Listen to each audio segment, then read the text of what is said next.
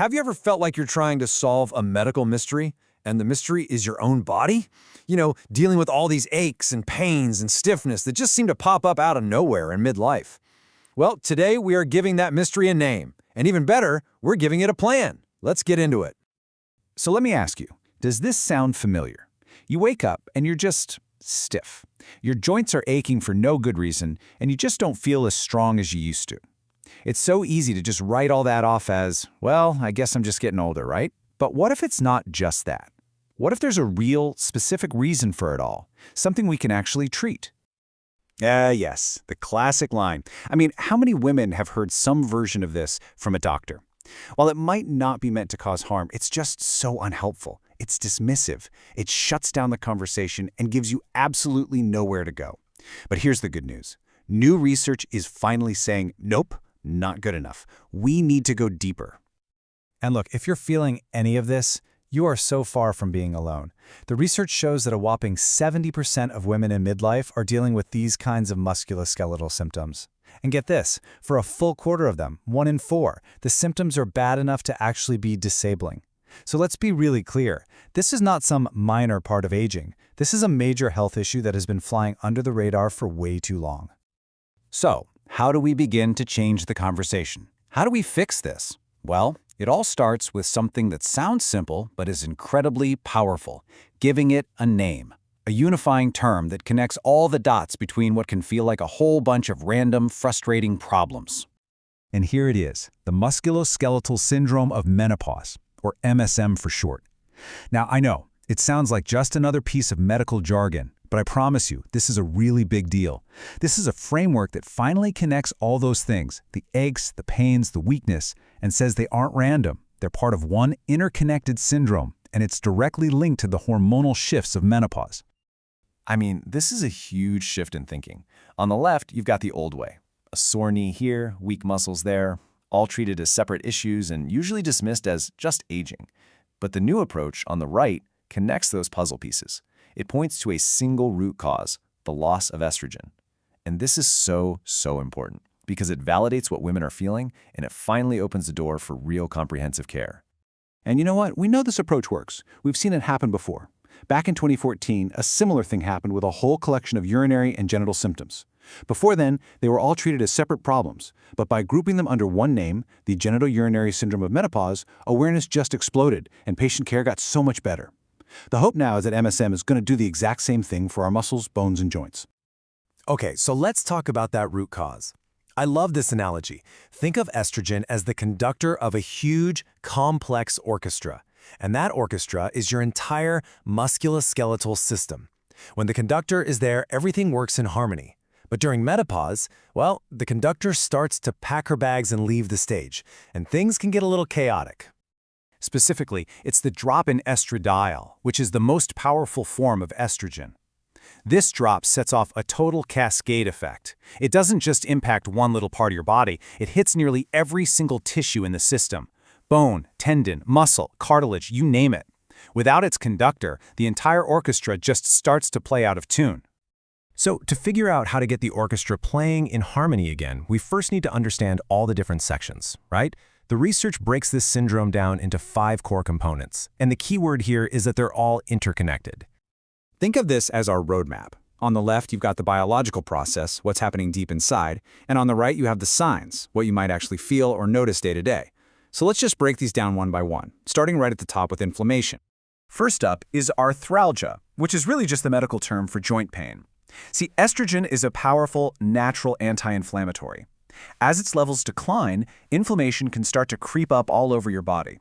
This is what causes that frustrating, widespread aching. And the really maddening part is that you can go get an MRI and it might come back looking totally normal.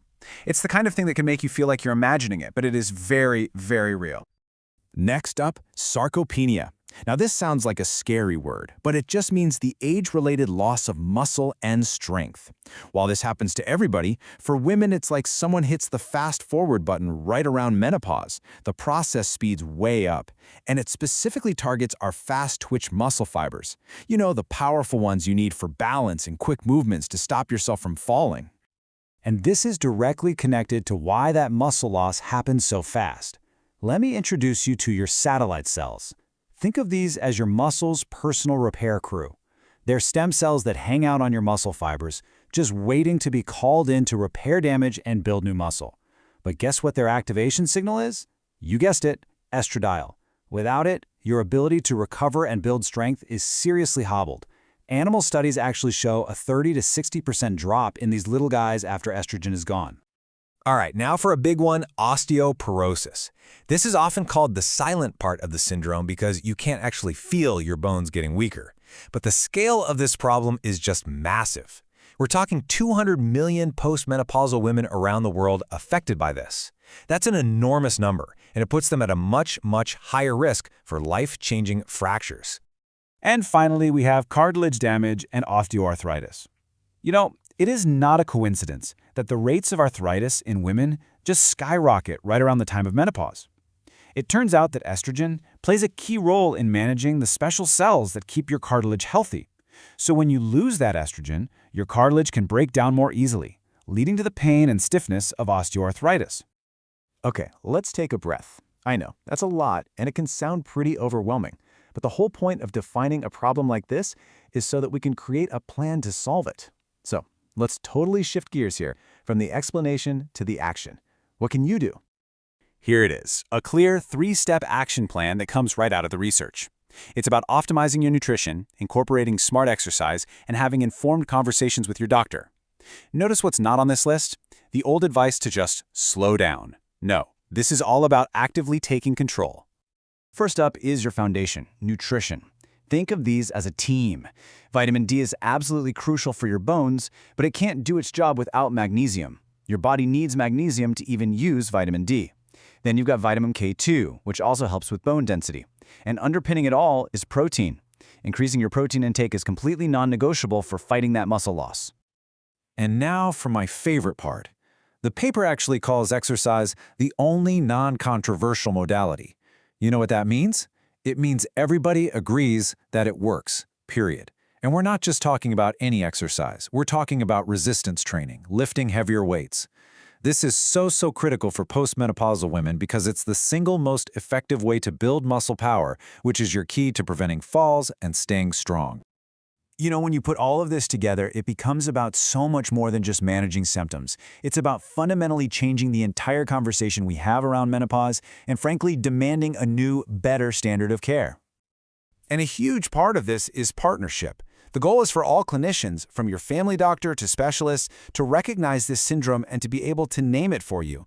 Because when they do that, it empowers you. It makes you an active agent in your own treatment, a real partner in your long-term health.